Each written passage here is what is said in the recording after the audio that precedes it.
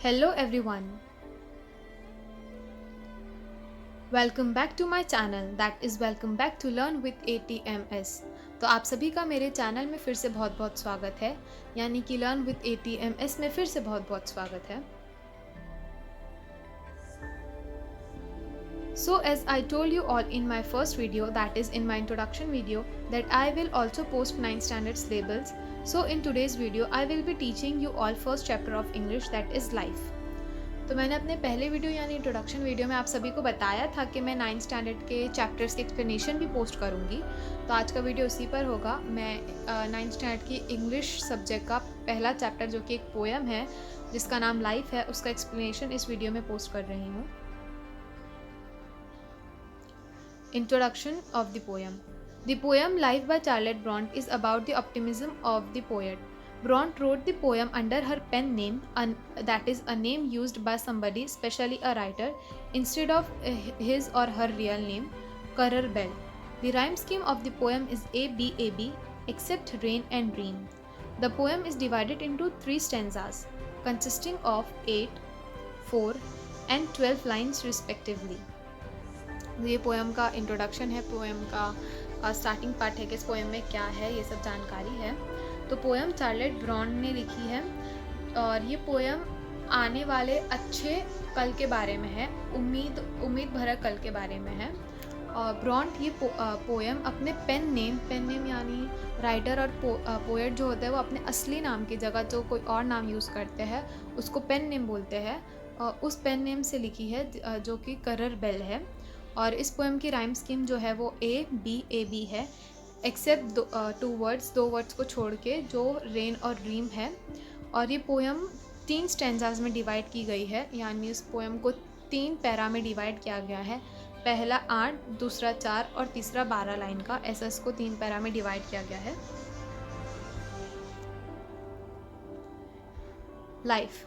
Life believe is not a dream, so dark age sages से, often a little morning rain foretells a pleasant day. In stanza 1, the poet begins with the word life, which is the title of the poem. It emphasizes the fact that the poem is all about life.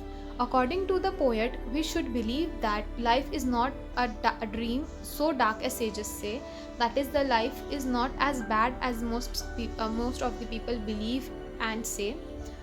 तो पहले stanza में वो poem पहले word life से start करते हैं, जो title भी है, तो इससे हमको पता चल जाता है कि ये पोएम पूरे लाइफ यानी ज़िंदगी के बारे में है। और पोएट बोलते हैं कि ज़िंदगी उतनी भी दुख भरी नहीं होती है जितनी सेजेस बोलते हैं। सेजेस यानी संत लोग बोलते हैं।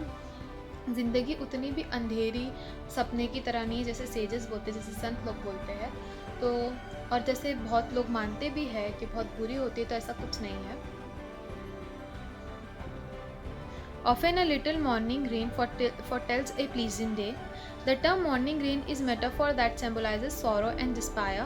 The line means that despair is often a way to joy and happiness, like morning rain which leads to a pleasant day. तो ये लाइन का मतलब ये है कि सुबह की थोड़ी बारिश पूरे दिन को अच्छा कर देती है। तो वैसे हम अपनी सुबह थोड़ा से खुशी वाली या अच्छी करेंगे तो हमारा पूरा दिन अच्छा जाएगा। Sometimes there are clouds of gloom, but these are transient all. If the shower will make the roses bloom, oh why lament its fall? Sometimes there are clouds of gloom, but these are transient all. That is, there are sorrows and griefs in the life of every human being, but they are not permanent. Rather, they are temporary and short-lived. तो अब poet बोल रहे हैं कि सबकी ज़िंदगी में दुख भरे दिन आते हैं, दुख दर्द तकलीफ़ आती है, पर ये टेम्प्ररी होती है, ये हमेशा के लिए नहीं रहती है। ये कभी ना कभी तो चली जाती है और खुशी वाले दिन वापस आ ही जाते हैं। In the final line of first stanza, the poet raises a rhetorical question: if the shower will make the roses bloom, oh why lament its fall? Meaning that if rain can make the rose bloom, then why should we mourn it? In other words, sorrows lead to happiness and should not be lamented. तो अब अपनी final line यानी आखिरी line first stanza की poet एक rhetorical question पूछ रहे हैं। ये वो क्वेश्चन होता है जिसका हम आंसर एक्सपेक्ट नहीं करते, आंसर मांगते नहीं हैं। तो वो क्वेश्चन ये है कि अगर जब बारिश एक गुलाब को खिला देती है तो फिर वो सूख के मुरझा क्यों जाता है। तो इसका मतलब ये है कि जब एक बारिश गुलाब को मतलब खिला देती है तो हम उसके सूख के गिरने की फ़िक्र क्यों करें। वैसे ही कि जैसे हमारी ज़िंदगी में जब खुशियों के दिन आते हैं तो हम ये फ़िक्र क्यों करें कि अभी आने वाले कल में शायद दुख भरे दिन आएंगे। हम उस खुशी के दिन को एंजॉय करना चाहिए, हमें उस खिले हुए गुलाब को एंजॉय करना चाहिए, ना कि उसके सूखने के गिरने का टेंशन लेना चाहिए, ना कि दुख भरे दिन का टेंशन लेना चाहिए। Rapidly, merrily, life's sunny hours flit by. Gratefully, cheerily, enjoy them as they fly. Stanza 2 consists of 4 lines. According to the poet, life's sunny hours flit by very fast, and thus, instead of lamenting the sorrows and griefs, one should gratefully, cheerily enjoy those fast flying moments of life.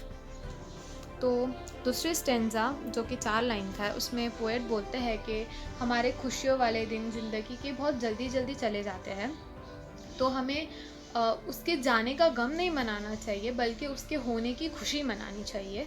और वो जैसे ही जल्दी जाते रहते हैं तो हमें उसे जाने देना चाहिए और उसी को ही इंजॉय करना चाहिए।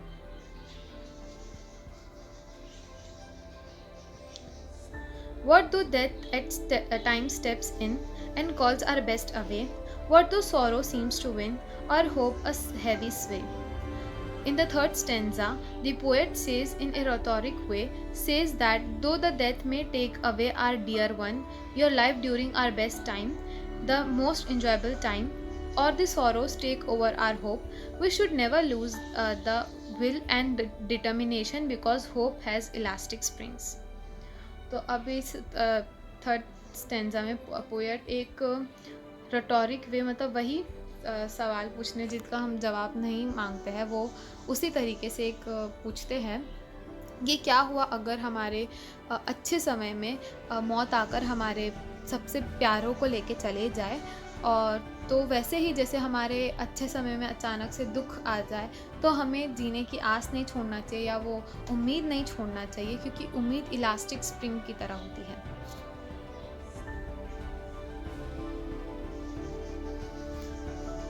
Yet hope again elastic springs, unconquered though she fell, still buoyant on are her golden wings, still strong to bear us well. Elastic springs means that the hope is elastic and like the spring season, it can be bent by sorrows or by the winter, but cannot be broken and retains itself after the clouds of gloom go away or when the winter goes away. तो अभी यहाँ पर जो हमारे उम्मीद को है एक इलास्टिक स्प्रिंग बोला गया है। एक इलास्टिक और स्प्रिंग जो एक सीज़न होता है, जो ठंडी के और गर्मी के बीच का मौसम होता है, उसको स्प्रिंग सीज़न बोलते हैं।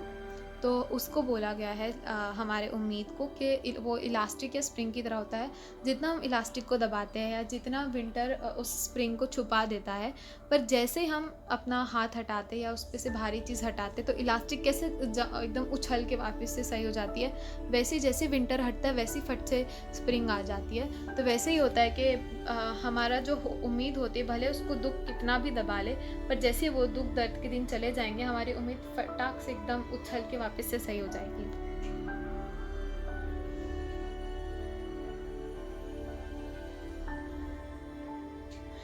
In the next line, the poet brings in herself and says that though the sorrows and griefs have bent her down or her hopes, she still has her golden wings, which are capable of being flying even after griefs bend them down. तो अब ये line, अगली line में poet जो है वो खुद को लाती है और बोलती है कि भले कितनी दुख और दर्द तकलीफ़ ने मुझे झुका दिया हो या मेरे उम्मीद को झुका दिया हो, पर मेरे पास अभी भी वो गोल्डन विंग्स है। गोल्डन विंग्स एक टाइप में उम्मीद भरा या उन चीज़ों को झेलने का जैसा वो पार्ट निभा रहा है। तो वो गोल्डन विंग्स अभी भी उड़ने के बहुत कैपेबल है। तो भले ही दुख दर्द तकलीफ़ उसको कितना भी झुका ले, वो उसे पहन के फिर से उड़ान मार सकती है।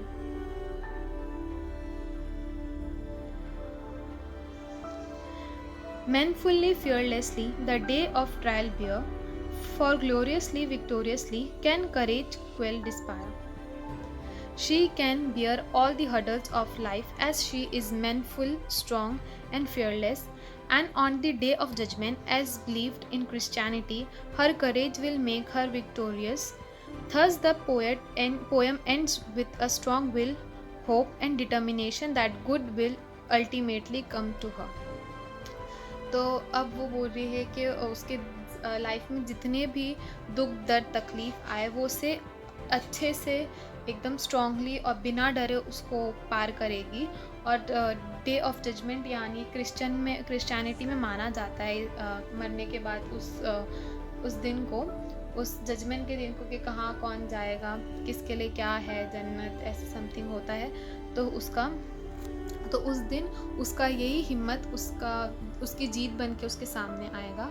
तो पोयम अब इसमें ख़त्म हो जाती है और हमें ये बताती है कि उम्मीद और अपना गोल को अचीव करने का ये डिटर्मिनेशन हमें हमारे अच्छाई कभी ना कभी हमारे सामने आ ही जाती है।